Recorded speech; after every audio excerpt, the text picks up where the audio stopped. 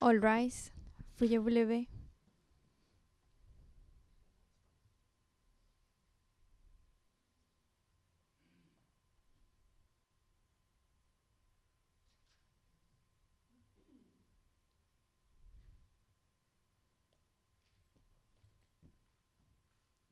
Please be seated. Veuillez vous asseoir.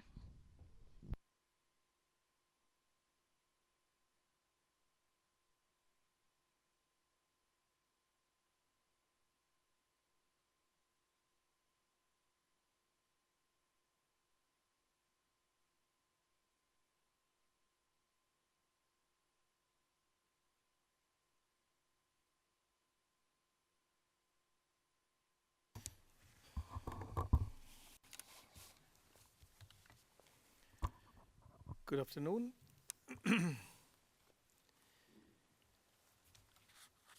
This is the Chamber's oral decision on the prosecutor's request under Article 81 3c little I of the Rome Statute to maintain Mr. Gbagbo and Mr. Goudé in detention pending appeal.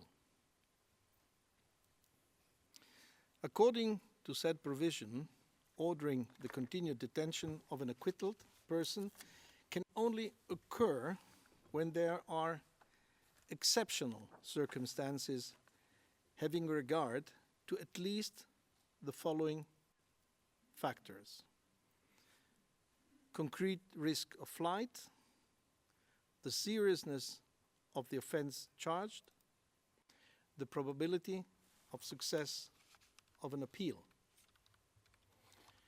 Under Article 21 of the statute, Article 21 of the statute prescribes that the court must interpret and apply its applicable law, and I quote, consistent with internationally recognized human rights. According to these norms, the measure of detention is and must remain exceptional. In particular, in light of the right of the accused to be presumed innocent. Today's decision is an application of this presumption, and exceptional reasons would be needed to maintain Mr. Laurent Gbagbo and Mr. Charles Goudé in detention. Having received the prosecutor's submission, and I refer to filing number 1235 of the record, and heard the parties and participants' submissions, the Chamber, by majority, Judge Herrera Cabucha dissenting, decides as follows. As regards the seriousness of the charges, although the charges are clearly serious in nature, this in itself is not an extraordinary circumstance that could warrant detaining acquitted persons. Almost everyone who is charged before this court faces serious charges. There is little point in creating a hierarchy of seriousness of offenses under the statute, and each case must be assessed on its own merits. In this case, Mr. Gbagbo and Mr. Goudé were accused of being responsible for crimes against humanity committed in the aftermath of the 2010 presidential elections.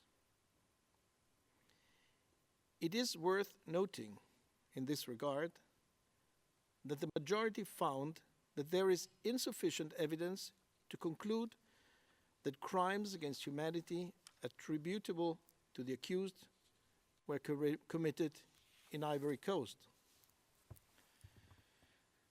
The parties and participants have not pointed to any other factor that could indicate that the charges in the present case were exceptionally serious in the meaning of Article 81. Flight risk. As regards the flight risk, the Chamber has no information as to where Mr. Gbagbo and Mr. Goudé wish to go. The prosecutor has pointed out that on 4 February 2016, the current president of Ivory Coast has publicly stated that he would not send more Ivorians to the ICC because the country has a functioning judicial system.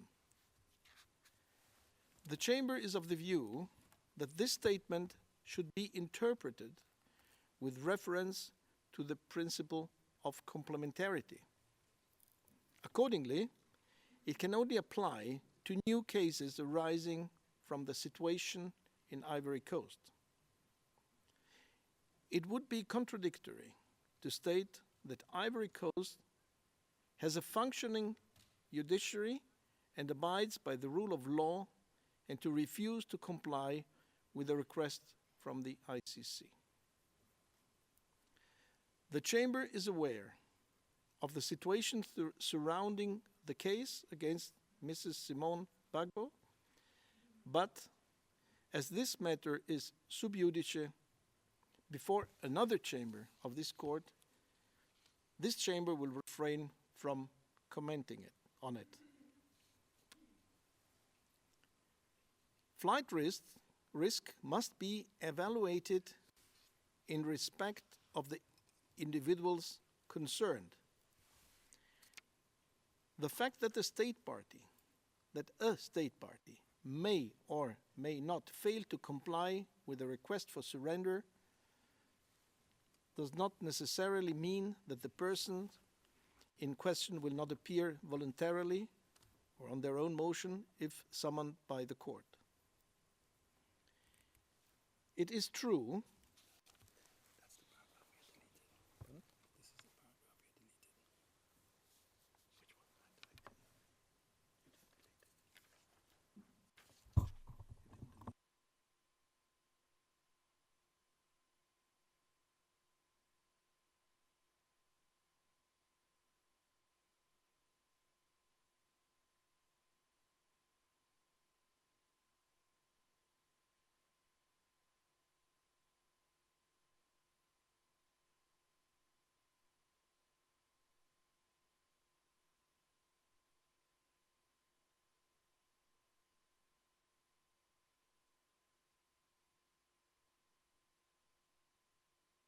the Chamber notes that both Mr. Gbagbo and Mr. Goudé have recognized the court's jurisdiction and have undertaken to return to the court if and when their presence is required. Both today have given assurances that they would comply with any orders of the court. There is no information before the Chamber that casts doubts as of the genuineness of these assurances. The Chamber is mindful of the prosecutor's argument that Mr. Goudé went into hiding and was in possession of false identity documents when he was arrested by the Ghanaian authorities in March 2013. However, the majority is of the view that these allegations date back more than 5 years and that a lot has changed since then. It would be unreasonable, in our view, to rely on these elements to justify the continued detention of a person who has just been acquitted. The chances of success of an appeal. This is an acquittal before the defense has even presented any evidence. To the extent that this is exceptional, it is so in the sense that it shows, in the view of the majority, how exceptionally weak the prosecutor's evidence is. The fact that this decision was not rendered unanimously does not, in and of itself, make the acquittal exceptional. More importantly, the fact that one judge would have preferred to continue with the trial and hear from the defense does not imply that there is a high probability that the appeals chamber would overturn the acquittal. It should be noted in this regard that the dissenting judge is mistaken in stating that the majority has acquitted Mr. Gbagbo and Mr. Goudé by applying the beyond reasonable doubt standard. The majority limited itself to assessing the evidence submitted and whether the prosecutor has met the onus of proof to the extent necessary for warranting the defense to respond. Adopting this standard, it is not appropriate for these proceedings to continue. The majority also strongly rejects the suggestion in paragraph 47 of Judge Herrera's dissenting opinion that the majority had a duty to consider the relevance, probative value, and potential prejudice of each item of evidence for the purpose of this decision. This only arises in the context of admissibility rulings when giving the Chamber's decision pursuant to Article 74.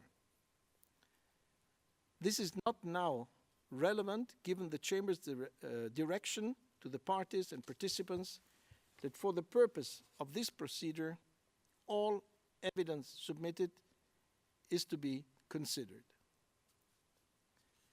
The majority understands that Judge Herrera Cabucha conducted a superficial, prima facie, review of the submitted evidence, and that she is of the view that such a superficial review leaves open the possibility that the reasonable trial chamber might enter a conviction.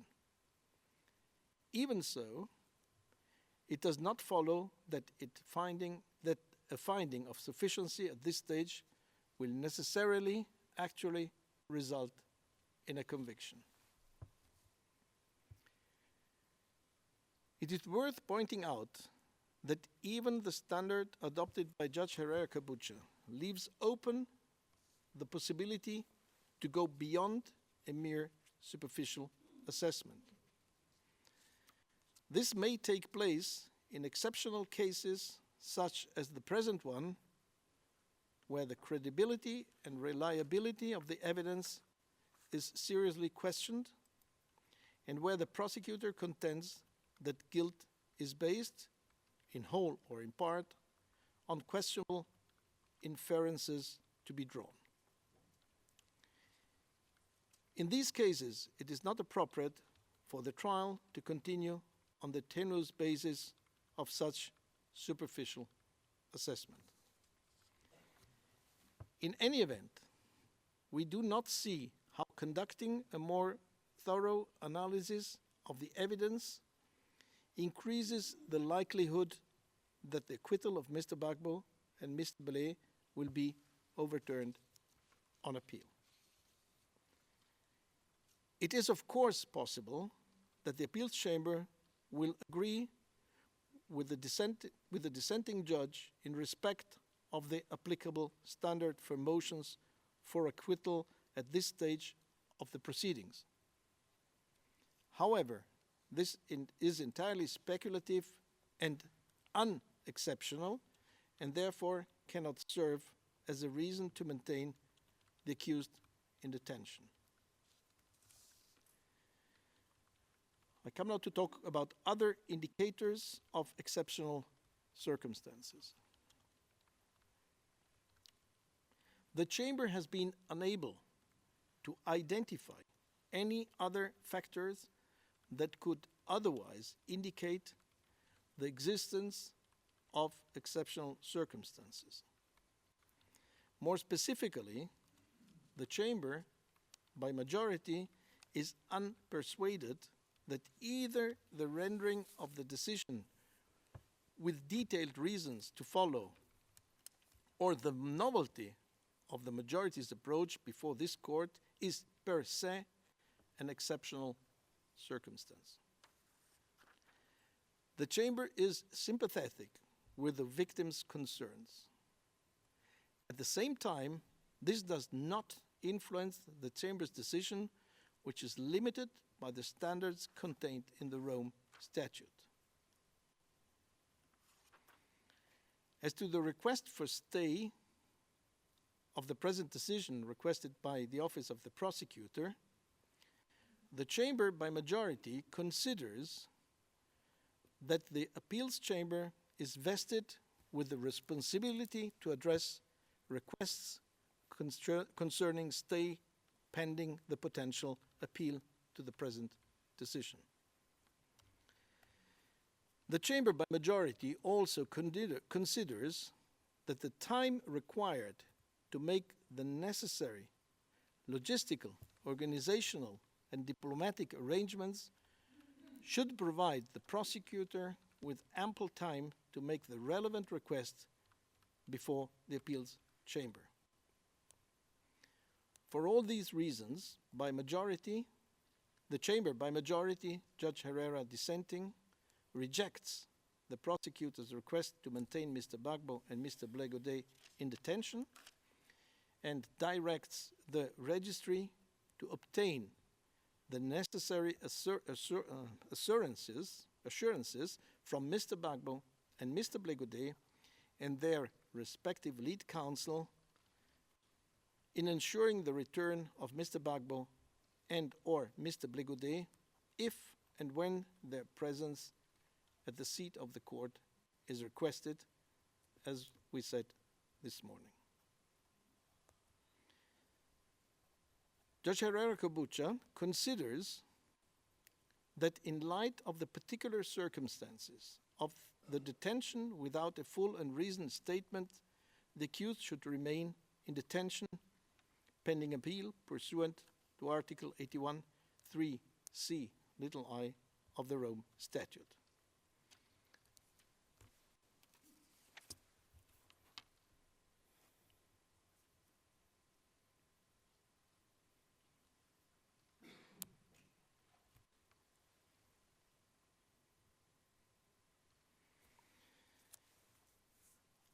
I conclude by saying that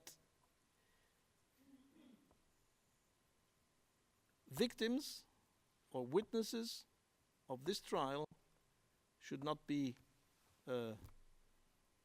interfered with by the accused because Article 70 is always applying. This concludes the trial as far as this chamber is concerned, concludes, first of all, this oral decision. Thank you. The hearing is adjourned. All rise. Veuillez vous lever.